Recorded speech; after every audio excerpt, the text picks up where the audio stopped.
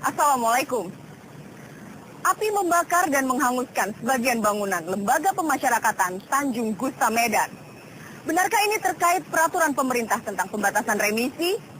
Apapun penyebabnya, yang jelas kejadian ini dipicu oleh ketiadaan air jelang mereka berbuka puasa.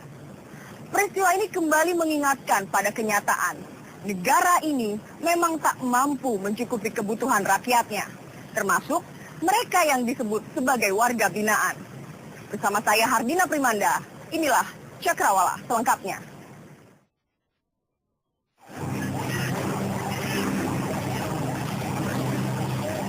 Lembaga Pemasyarakatan Lapas Kelas 1 Tanjung Gusta Medan dibakar napi. Para napi Tanjung Gusta yang jumlahnya sekitar 2.000 orang membakar sejumlah ruangan lapas. Api yang membakar sejumlah ruangan lapas bukan hanya membuat sibuk petugas pemadam kebakaran. Petugas lapas, polisi, dan TNI pun tak kalah sibuknya. Airnya matinya. Dari pagi itu air mati karena lampu tidak ada. Lampu tidak ada dari berapa, Pak? Hah? Lampu tidak ada Dari pagi. Dari pagi, Pak ya. Kenapa, Pak? Saya kenapa? Hah? Kenapa, Oh, saya nggak ingat lagi. Jadi setelah lampu mati mereka minta air. Kira-kira aku pakai bicara Pak. Nah, semua orang. Mati lampu baru ini. Ya Pak, gimana bisa dijelaskan Pak? berapa? Ada yang Sandra, Pak? Hah? Ada yang Sandra, Pak? Tidak ada. Tidak ada Sandra. Pak, setelah lampu mati mereka nuntut untuk hidupi lampu, gimana tuh reaksi mereka? Itu rasa. Rasa. Itu yang memulai pembakaran gimana Pak? Ayo, makasih.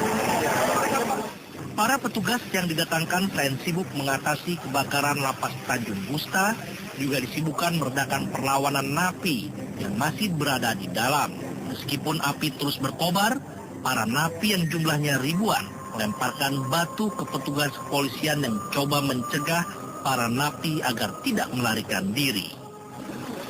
Pemirsa, sebagaimana Anda saksikan bahwa situasi di Lembaga Pemasyarakatan Kelas 1 Medan hingga saat ini belum sepenuhnya terkendali. Dan Anda bisa lihat sendiri bahwa bumbungan api memperlihatkan bahwa di dalam masih ada pergolakan yang terjadi di Lembaga Pemasyarakatan ini. Dan pihak pemadam kebakaran sendiri belum bisa masuk ke dalam untuk memadamkan kebakaran. Dan petugas masih tetap berjaga-jaga di luar dan bisa dilaporkan juga bahwa hingga kini ratusan tahanan yang ada di dalam dilaporkan telah melarikan diri. Dan hingga kini yang terpenting bagi petugas adalah bagaimana mengatasi situasi yang ada di Lembaga Pemasyarakatan Kelas 1 Medan sendiri. Dari lokasi, Sadat Ardiansa dan Joko Irawan melaporkan. Walaupun petugas kepolisian, petugas lapas ditambah anggota TNI dikerahkan, situasi dan kondisi Tanjung Gusta belum bisa sepenuhnya dikendalikan. Bahkan hingga hari kedua kebakaran. Kekacauan akibat kobaran api dan kepanikan petugas lapas dan para napi penghuninya dimanfaatkan ratusan napi lain untuk melarikan diri. Tidak kurang 150 orang napi kabur dari lapas Tanjung Gusta. Bahkan beberapa di antara ratusan narapidana yang melarikan diri dengan memanfaatkan kacaunya suasana, beberapa di antaranya adalah narapidana teroris. Selain ratusan napi kabur akibat kebakaran lapas Kelas 1 Medan ini, kerusuhan juga mengakibatkan korban jiwa, yaitu 2 orang sipir, 1 orang wanita, dan 2 narapidana tewas akibat terpanggang api. Sebelum kebakaran menghanguskan lapas Kelas 1 Tanjung Gusta Medan ini, sekitar 2.000 napi penghuni lapas Tanjung Gusta protes karena tidak adanya pasokan listrik dan air di lapas. Protes para napi yang disertai dengan pelemparan batu dan perusakan fasilitas di lapas kian panas, hingga timbul kerusuhan massal yang melibatkan ribuan napi penghuni lapas Tanjung Gusta. Ribuan napi yang naik pitam karena kecewa kemudian merusak dan membakar sejumlah ruangan lapas Tanjung Gusta. hingga berlanjut menjadi kebakaran besar. Dugaan sementara, kericuan yang berlanjut pembakaran lapas kelas 1 Tanjung Gusta Medan ini dipicu ribuan napi yang kecewa karena matinya listrik dan air bersih yang berlangsung seharian penuh.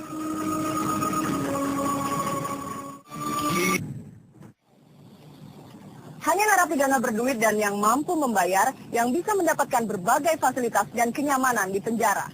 Narapidana tak berduit siap-siap mendapat fasilitas buruk.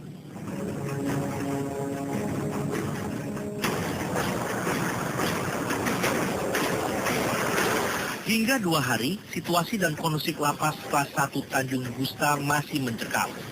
Di dalam lapas, sekitar 2.000-an napi masih menguasai keadaan dan melawan petugas kepolisian. Bahkan, setiap upaya petugas kepolisian untuk menggiring kembali napi masuk ke dalam selnya mendapat jawaban berupa lemparan batu dan botol serta benda-benda keras lainnya. Guna mengembalikan situasi kondusif di lapas Tanjung Gusta, anggota TNI dikerahkan karena para napi menolak diamankan petugas kepolisian. 3 hari setelah kerusuhan, api yang berkobar di lapas Tanjung Gusta berhasil dipadamkan. Petugas keamanan dari TNI dan Polri sudah berhasil mengendalikan situasi. Pasokan air yang menjadi awal persoalan diatasi dengan pengiriman tangki-tangki air.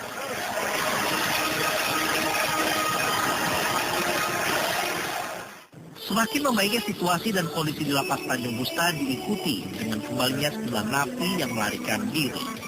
Beberapa narapidana ditangkap dalam pelarian.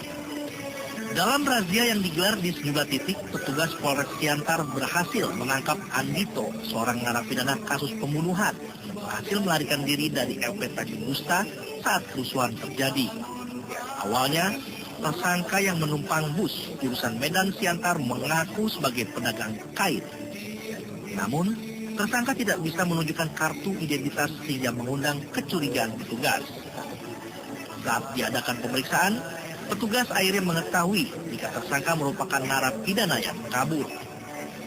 Tersangka yang divonis 9 tahun karena membunuh majikannya ini mengaku ingin menemui ibu kandungnya yang tinggal di kota Pematang, Siantar. Pasca kaburnya ratusan narapidana di LP Tanjung Gusta, petugas gencar melakukan razia di sejumlah titik untuk menangkap narapidana yang kabur. Berdasarkan data terakhir, sebanyak 67 narapidana berhasil ditangkap kembali. Lantas, apa yang membuat para narapidana ini mengamuk? Menjadi 55 orang. Dari 55 orang tersangka terpidana tersebut, kami akan mencocokkan data dengan terpidana yang ada di dalam. Langkah-langkah yang kami lakukan selalu berkoordinasi dengan Kalapas, karena tadi malam ada 7 sipir yang berhasil kami keluarkan berdasarkan negosiasi yang dilakukan oleh Kalapas dengan aparat ini. Kerusuhan Tanjung Gusta membuka kembali borok dalam pengelolaan warga binaan. Demikian sebutan untuk para narapidana di lembaga pemasyarakatan. Keterbatasan fasilitas hingga daya tampung yang tak seimbang menjadikan potensi kerusuhan, bak api di dalam sekam. LP Tanjung Gusta berkapasitas 1.095 orang, namun saat ini terisi hampir 2.600 orang narapidana. Pasti kondisi sana sangat sempit sekali lah. Terlalu banyak mungkin penghuni lapas yang ada di sana. Sehingga kami kadang-kadang satu kamar itu tidur berdempet-dempetan. Nggak tahu lah, kalau idealnya nggak tahu berapa, tapi pasti di dalam itu sangat sempit lah pastinya. Biarpun namanya lembaga pemasyarakatan, penjara adalah penjara. Di sana berlaku hukum rimba.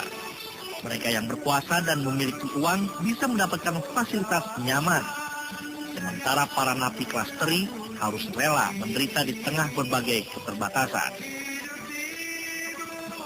Ya, kalau orang yang banyak uang, ya pastilah fasilitasnya banyak.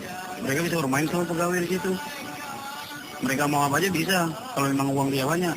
Kalau memang uang dia ada, dia mau apa aja bisa. Gitu.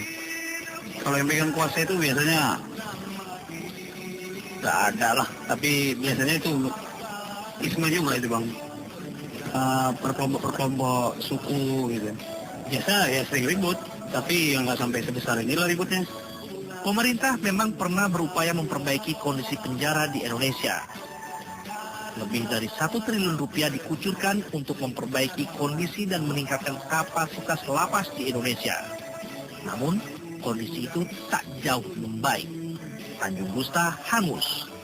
Namun, jika persoalan yang dibiarkan berlarut, bukan tidak mungkin kerusuhan serupa bakal terjadi di lembaga pemasyarakatan lainnya. Yang paling dikhawatirkan memang ketika air tidak ada, lampu mati, itu bagi yang para tahanan yang memang khususnya 12 pas, bingung lah mau makan apa bang, mau minum apa yang mau diminum. Biasanya kita dapat air bersih, ini kita nggak bisa dapatkan air bersih. Ya belakang-belakang ini seperti itu, sangat terbatas. Jadi kalau air mati kami biasanya menggunakan pakai air sumur bor, dan itu kami saring melalui daun teh.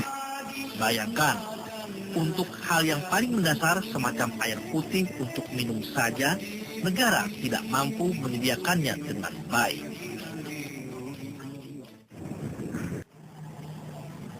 Benarkah pemberlakuan peraturan pemerintah nomor 99 yang menjadi penyebab terjadinya kerusuhan di Tanjung Gusta?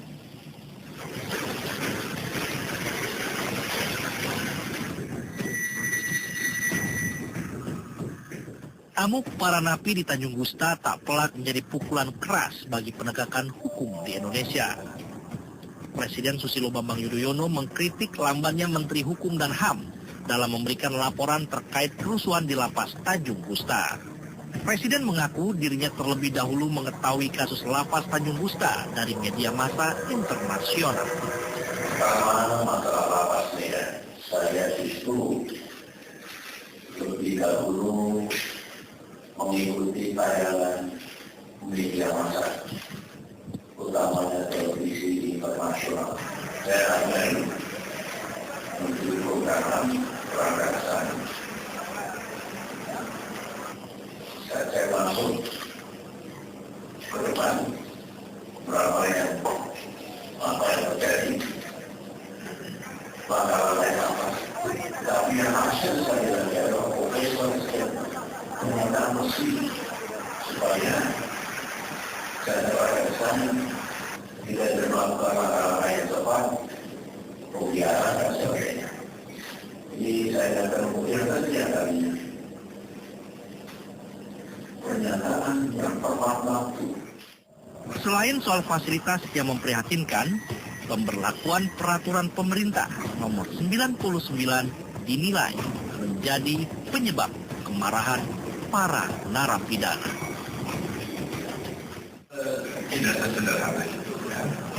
Air dan listrik semata-mata memicu karena di awal bulan Ramadan, kedua bulan puasa, memang ada situasi seperti itu. Memang boleh kita katakan salah satu faktor pemicu, tetapi bukan juga satu-satunya faktor pemicu.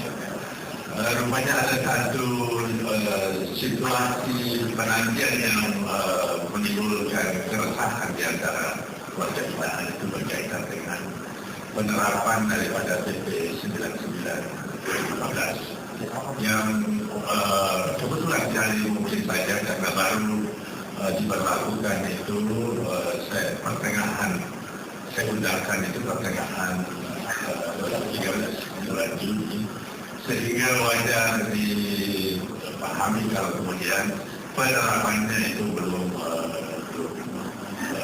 selancar yang kita harapkan. Soal kapasiti ini juga umumnya memang jarang siap menyediakan tempat atau katakanlah fasilitas penjara di seluruh wilayah Nusantara kita, bukan hanya di provinsi tapi di kabupaten kota. Jadi begini, lembaga pemasyarakatan layak itu pertama isinya tidak boleh melebihi kapasitas. Ya kan? Ya? Sebenarnya maksimal 500, konsep dulu itu 500, sekarang isinya 3.000, 4.000. Yang kedua, indeks biaya hidup narapidana tidak boleh kurang daripada indeks rata-rata biaya hidup masyarakat Indonesia. Kalau kurang, itu berarti ada pelanggaran HAM. Karena dihukum hanya hukuman hilang kemerdekaan bergerak, bukan hukuman mengurangi makan, mengurangi fasilitas hidup, bukan. Mesti diberi fasilitas standar yang rata-rata, tapi mesti diberi fasilitas minimal seperti kasur, kita batasi kasur yang tipis, ya rata-rata 5 cm. Kalau nggak pakai kasur, bisa tidur nggak orang normal gitu. Jadi harus itu minimal harus dikasih. Kalau jumlah narapidana yang meninggal rata-rata per 100 orang itu lebih daripada yang di luar, berarti terjadi suatu pelayanan kesehatan kurang bagus.